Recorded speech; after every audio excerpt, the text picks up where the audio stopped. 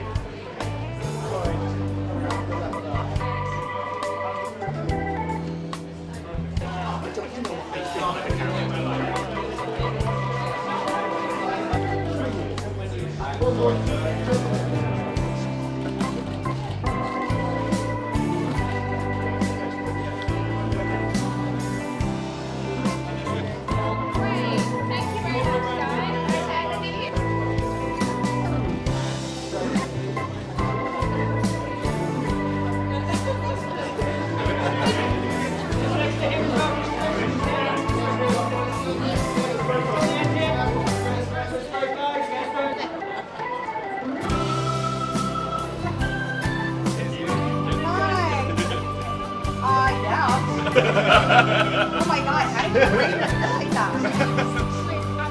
Oh my god.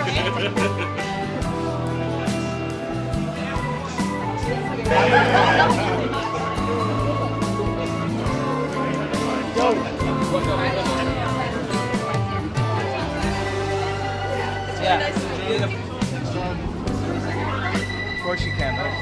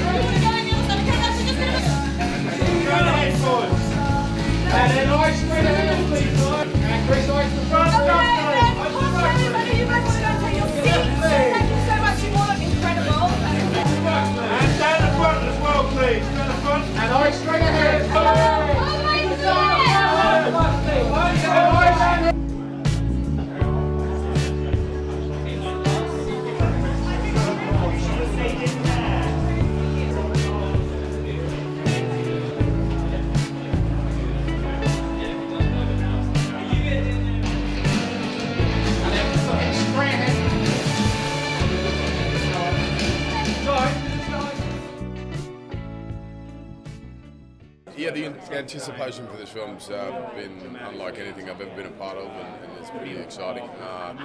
Very excited to show it to the fans tonight. You know, it's a glimpse of it anyway. And this, you know, the fans are why we do this, and why we stay in a job, and why we're able to live out this dream. So it feels great to be able to share this experience with them early in the film's release. You know, it's a special thing. So.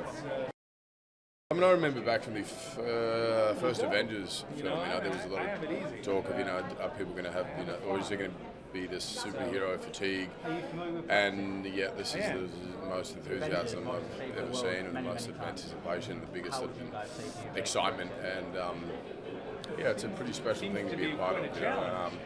There's a lot of people, obviously, waiting to find out where we left off. We left pretty dramatic in Infinity War, and waiting with bated breath to see what's going to happen from here on. I mean, the first time I played Thor, was obviously, that was a big highlight just in my life, in my career. It was the introduction to the Marvel Universe, and then I'd say Thor Ragnarok was a whole different tonal sort of shift for me, and then working on these two films in particular, it was such a nostalgic sort of feel, because we knew it was the culmination of 22 films, so it was pretty amazing.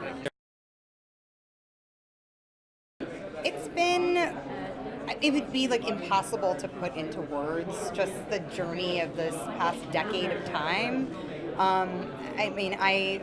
Really the character has grown, we've sort of grown together in a way, and I think as the character's found her own voice and really is comfortable, more and more comfortable with her true self and knowing, what she wants and what she needs.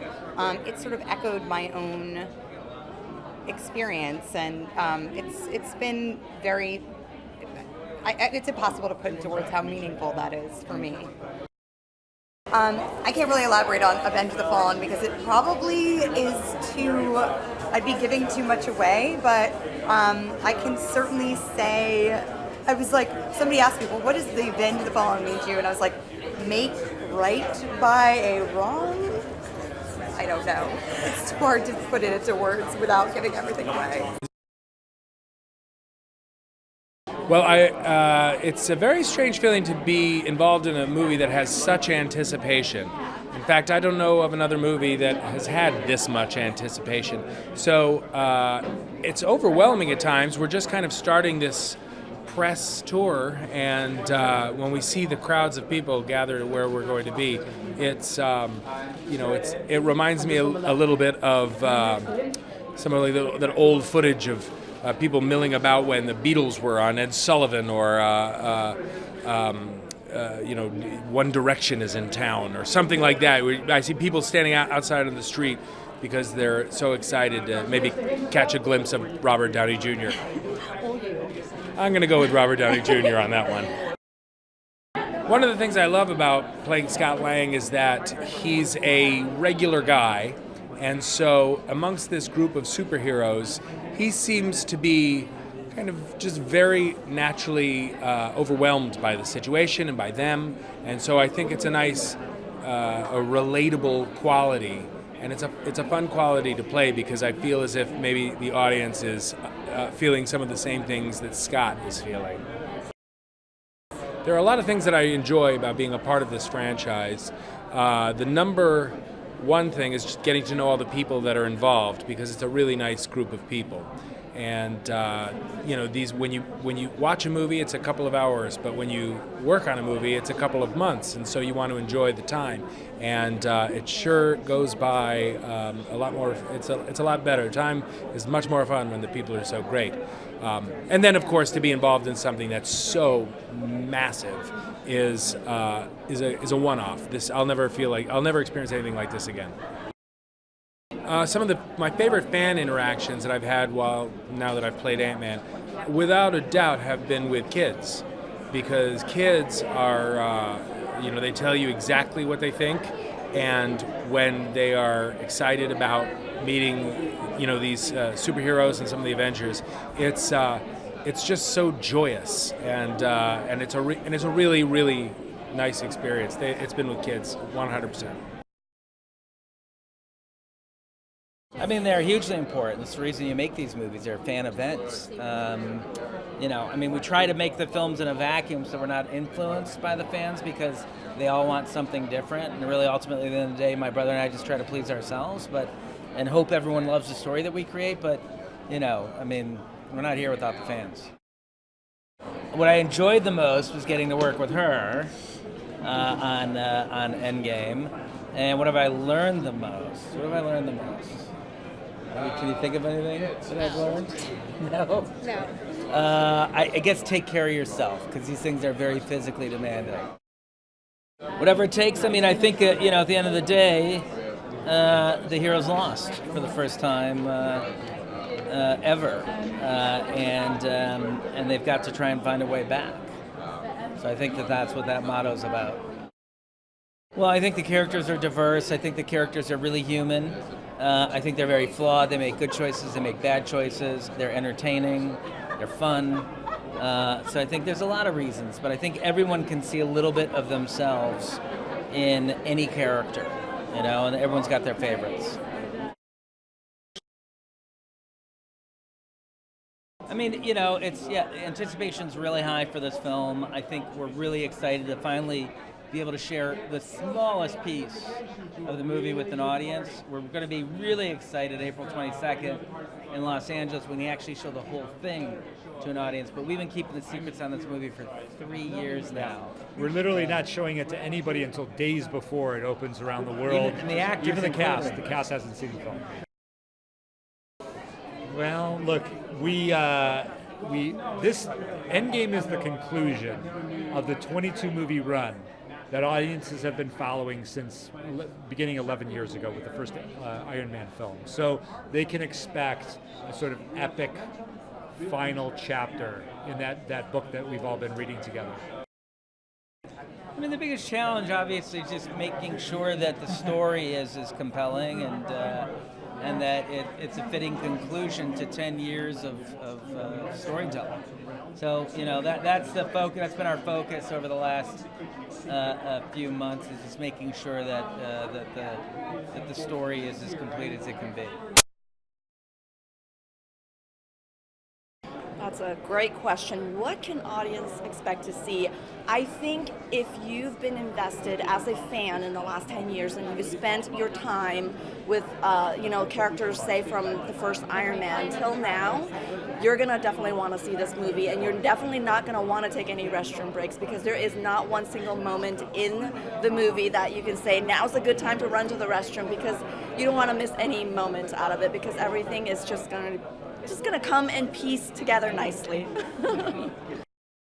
Well, the heroes, it's our heroes are going to do whatever they can in order to try to stop our bad guys.